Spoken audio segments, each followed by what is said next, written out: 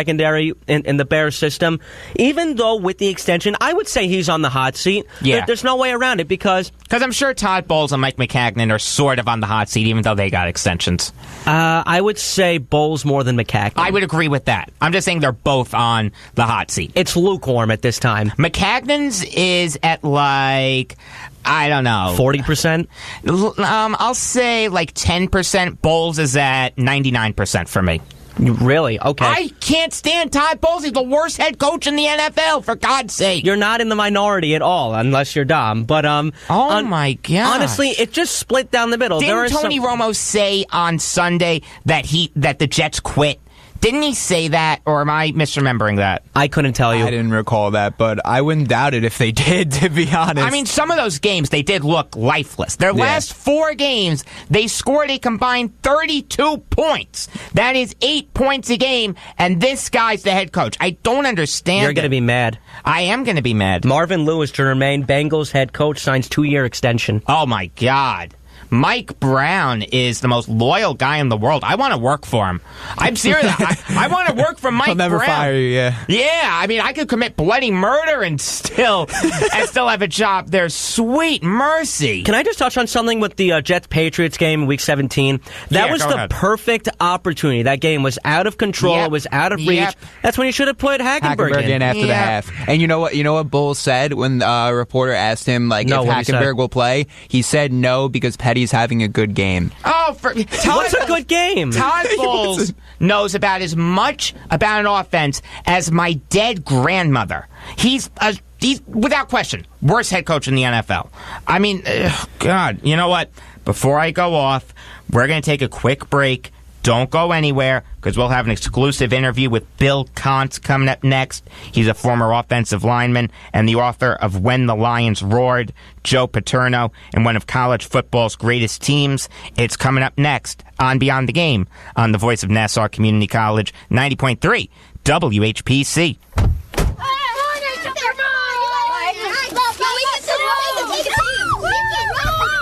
They'll challenge your authority. They'll try to break your will. They'll push you to the edge of your sanity. Because that's what kids do. But this car is your territory, not theirs. Defend it. Who makes the payments? Who cleans it? Who drives it? You do. That's who. And in here, your word is law. So when you say you won't move until everyone's buckled up, you won't budge an inch until you hear that click. Never give up until they buckle up. A message from the National Highway Traffic Safety Administration and the Ad Council. For more information, visit safercar.gov/kidsbuckleup.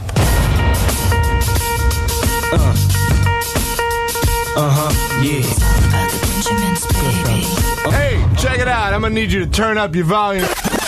No, I'm supposed to say that. Come on. Hey, look, check it out. It's your guy, DJ Steph, the saucy man himself. Tune into It's Saucy, where I play nothing but hip-hop and reggae music. 1, 2, 3, hit me! Wednesday nights at 10 p.m. on the Voice of Nassau Community College on 90.3 WHPC. Listen! Okay, forest animals, today is a new day. Kids are coming to the forest, and it's up to us to make their visit a good one. Sparrow. Yes? Have you practiced the most popular bird songs for the year? Of course. Catchy. I like it. Okay, River. Dude. How's the temperature? It's a refreshing 52 degrees, man. Perfect for a little riverside shoeless relaxation. Ah, good. Owl, you here? Course. Who's asking? I am. Look, you know the drill. Sleep during the day, scare the kids at night. Perfect. I love my job. Oak Tree? What's up? Still in the same place I left you last year. That's what I like. Consistency. Well, it's not like I'm going anywhere for the next couple hundred years. I know. I love it. Turtle. He's not here yet, man. He's late every morning. You'd think he would have learned by now to leave the night before our meetings. Okay. Squirrel. Has anybody seen Mr. Squirrel? The forest has been preparing just for you. Visit a forest near you today. To learn more about cool things to do in the forest, visit discovertheforest.org. Brought to you by the U.S. Forest Service and the Ad Council.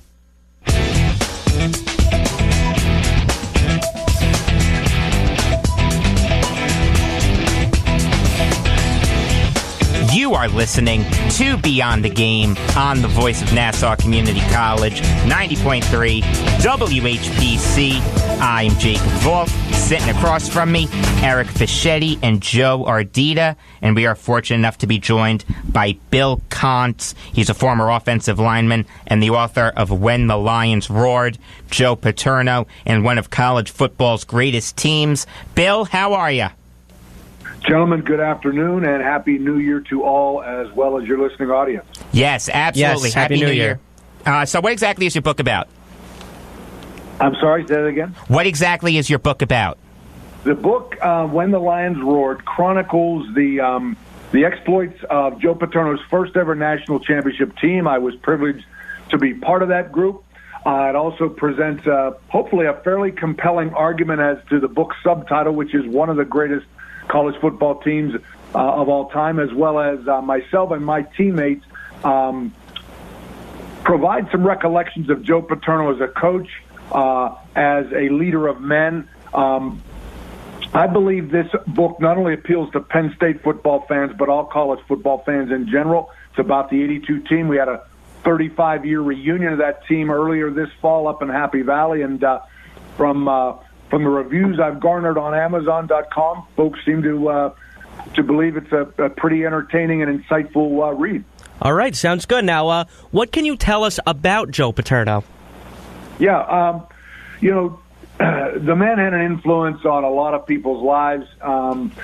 He reinforced messages consistently, not cutting corners. There are no shortcuts. We called them Paternoisms. There were some things that the man believed in that he felt important that a college football player under his tutelage would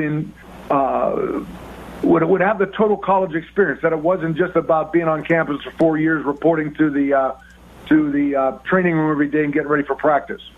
That's extremely interesting. Joe Paterno definitely had a legendary coaching career in college. Now, can you lay out for us your experiences with Todd Blackledge? Yeah, Todd and I came in together as freshmen along with Kurt Warner, Mike McCloskey, Walker Lee Ashley, a recruiting class that joined Penn State 6 months literally after they had fallen literally a yard short of their first national championship, pretty demoralizing loss to Alabama in the 1979 Sugar Bowl. Todd Blackledge is what you see on television. He's a humble man, but a great athlete, an accomplished athlete that I try to capture in the book. Todd wrote the foreword to this piece, but also offered such a lot of insightful commentary. One of the biggest thrills for me was to reconnect with some of my former teammates, Todd being one of them, and obviously he's done quite well in broadcasting. But he tells the story in the book without giving it too much detail about going, of all places, to an all-star high school basketball camp and having the guard, of all people, Ralph Sampson, 7'4" from Virginia. So I kind of can align with that. A dual sport athlete that comes to Penn State with some dreams of his own, and turned out to be a great teammate. Talking to Bill Kantz, former offensive lineman and the author of When the Lions Roared, Joe Paterno, and one of college football's greatest teams. So you touched on him a little earlier, but would you be able to describe to us your experiences with Kurt Warner? Yeah, Kurt Warner, in terms of humility, maturity, handled some things at Penn State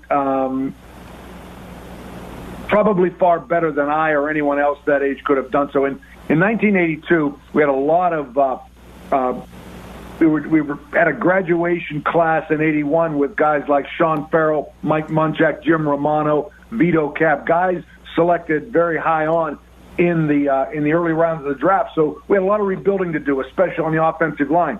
Kurt Warner, before he was injured in 1981, was leading the entire country in yards per carry. It was incredible. He ran for 238 yards out in Lincoln, Nebraska as a junior, 256 yards up at the Carrier Dome in Syracuse to break, I think, an 80-year-old rushing record that was held, the Penn State rushing record. So he's a legitimate Heisman Trophy candidate, but gets hurt. So following year, we come back and we've got to replace 4 starters in the offensive line. Kurt had a diminished role, wasn't real happy about it, but kind of kept that to himself, found other ways to help our team win, became a very proficient pass-catching threat out of the backfield. And, again, it goes without saying that became the third pick of the 1983 NFL draft behind guys John Elway and Eric Dickerson, the consensus AFC Rookie of the Year, and led the Seattle Seahawks in his rookie year to the AFC Championship game. Gotta love those Penn State running backs, right? All right, now, what are your memories of the 1983 Sugar Bowl? Sure. It's detailed in the book. I take a unique approach with it in that I chronicle a timeline, literally from when we left Harrisburg, Pennsylvania, the day after Christmas. Specifically, the game, we knew what was at stake, that this is a legitimate number 1 versus number 2 matchup. The Georgia Bulldog faithful were out in full force.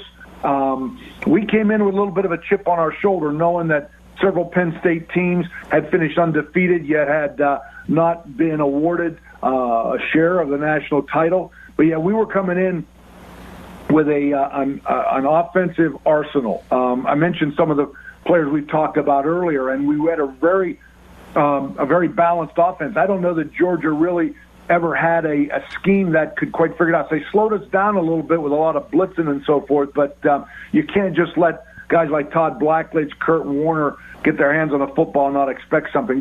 The redeeming aspect of it was after the game when we it's all said and done, and we get back to Harrisburg the night after the game.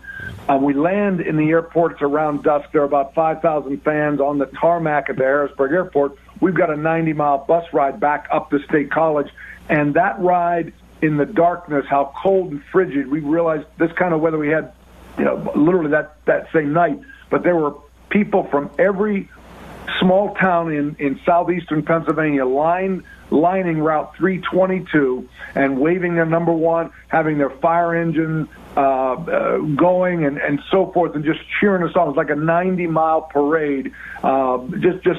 Really, it kind of emphasized for us as players how many people were impacted by this and how many people wanted to see a team like Penn State for what it stood for, and Joe Paterno specifically finally be able to say without question they were the number 1 team in the country.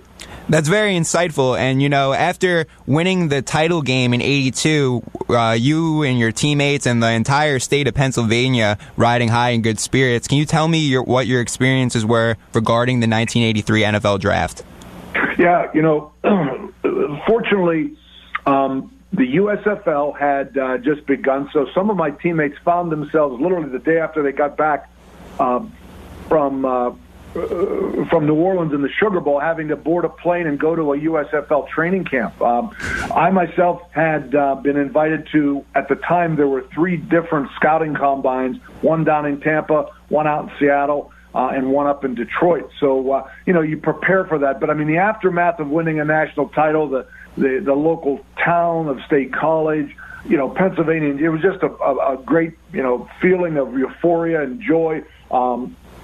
Really, really great place to be. And again, for Joe Paterno to finally, address and, handle a lot of dragging, that weight had been lifted off his shoulders. And, he chose to approach our board of trustees at Penn State and say we're good, but we can get better. And he went on a fundraising campaign. So Joe uses it as a platform to make Penn State an even better place than it was, and kind of mold it into what it is today. But for me personally, it was an end of a fabulous 4 years at Penn State. A lot of great teammates, a lot of great experiences. Phenomenal overall. Talking to Bill Kantz, former offensive lineman and the author of When the Lions Roared, Joe Paterno, and one of college football's greatest teams. And, Bill, I'll get you out on this. Are you concerned at all about CTE? I'm fortunate. I had not endured some of the real collisions that, say, a fullback on linebacker had endured. A former teammate of mine, Joe DeLaw-Malore,